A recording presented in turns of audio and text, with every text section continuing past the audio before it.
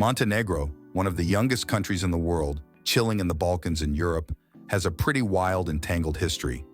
It used to be part of Yugoslavia, tight with countries like Bosnia, Croatia, Slovenia, Macedonia, and Serbia.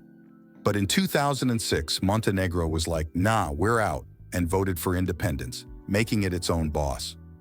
Getting there wasn't easy. Montenegro had its moments breaking free from the Ottoman Empire, especially in the Balkans.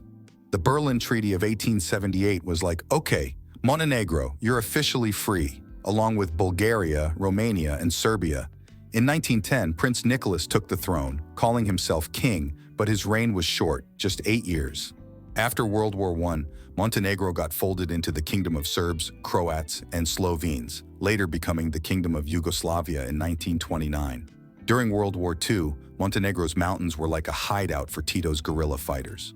When the occupation ended in 1944, Montenegro joined the Socialist Republic of Yugoslavia as one of its 6 republics.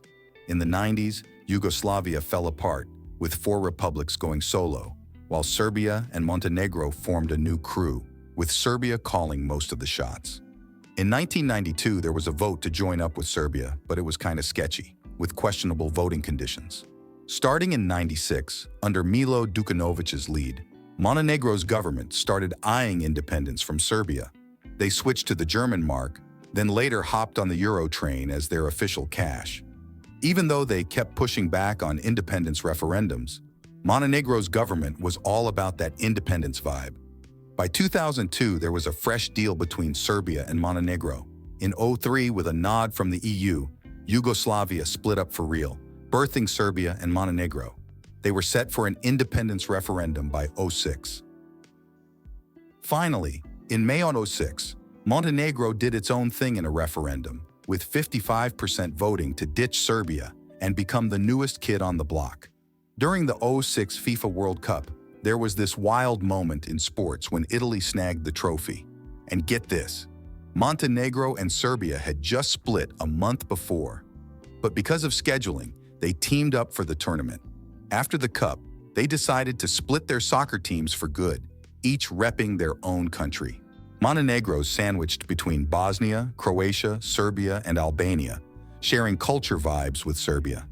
But they've been itching for their own political gig, and most folks are all for it. They're hoping this push for autonomy might cozy them up to the EU. Even though they're small fry, only 14,000 square kilometers and around 650,000 folks, mostly Christian with a Muslim minority, Montenegro's not in the EU club yet, but they're rocking the euro. If you're digging this video, smash that like button. It helps us keep the quality content coming. Now let's dive into Montenegro's current economic scene. So Montenegro went through this whole ordeal breaking off from the old Yugoslavia, and now it's kind of in a tight spot, relying heavily on foreign help. They're not producing much internally, so they got to import a bunch of stuff from nearby countries and all over Europe.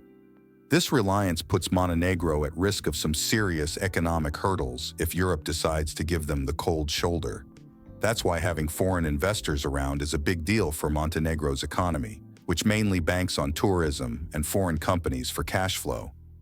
But here's the thing, their banking scene is a bit behind the curve compared to other places. Digital banking? Yeah, not as fancy as you'd expect. Even simple transactions often need a trip to a physical bank branch. When it comes to transparency and corruption, Montenegro's ranked 65th, tied with Cuba and China, out of 180 countries in the Transparency Index. Basically, the higher the score, the less shady stuff going on. Tax-wise, they've got personal and corporate income taxes ranging from 9% to 15%. VAT is 7% for tourism stuff and essentials, but 21% for everything else. Plus, there's this flat 15% tax slapped on pretty much any kind of income. As for wages, no income tax kicks in for salaries under 700 euros a month. Between 700 and 1,000 euros, it's 9%, and anything above that, you're looking at 15%. Living costs? Rent for a standard apartment usually runs from 350 to 700 euros. Rent costs can swing depending on a bunch of stuff like where it's at, if it's furnished, and how swanky it is. Like a regular apartment in Montenegro might run you around 400 euros. Monthly electric bills for a small fam usually hover around 50 euros, and tap water's chill for drinking, so no need to splash out on bottled water. High-speed fiber internet? You're looking at no more than 20 euros. Other expenses? You got your rental fees and eco-taxes maxing out at around 15 euros. For grub, you're going to want to budget at least 300 euros a month for 2 or 3 peeps. Now, the current minimum wage here is 530 euros, which might seem kind of low compared to other European spots. But living costs in Montenegro are generally more wallet-friendly. The public healthcare system isn't top-notch, but it ain't half bad either. Workers and biz honchos can tap into it without extra costs, as long as they're chipping in their monthly dues. But hey, there's also the option to go private, where you can snag a range of medical services at decent prices. Like a blood test might set you back 20 to 30 euros, and basic surgeries can run you about $1,000. Oh, and a dental checkup? That'll be around 20 euros. Oh, and get this, Montenegro's beaches are pretty chill when it comes to tourism. Folks often catch sight of sunbathers letting it all hang out. No shame. It's pretty common to see folks strolling around in the buff or taking a dip in the sea without a care in the world.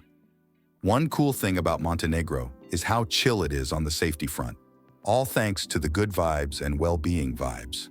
You can stroll around the streets even at 2 a.m. without stressing about getting mugged or seeing any violence. Plus, with hardly any commotion, there's no crazy traffic jams to slow you down, so you won't waste time stuck in a jam. Since it's a tiny country, there's not too many wheels on the road, so finding parking is a breeze. And forget about marathon bus rides across the country. You can get anywhere in just a few hours.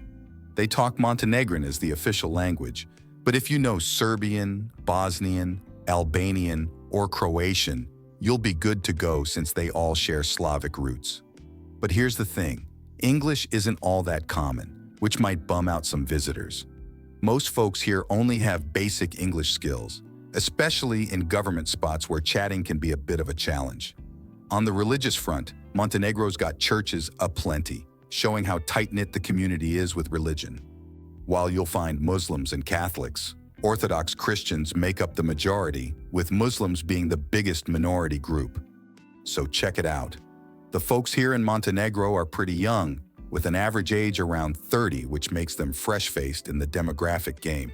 Life expectancy's solid too, with guys hitting around 73 years and gals rocking it at 78, beating out the global average. But heads up, the vibe around here can be a bit old school when it comes to LGBTQ+ stuff. If you're rolling through as part of the LGBTQ+ crew, it's good to know what's up with the local attitudes, especially in public spots.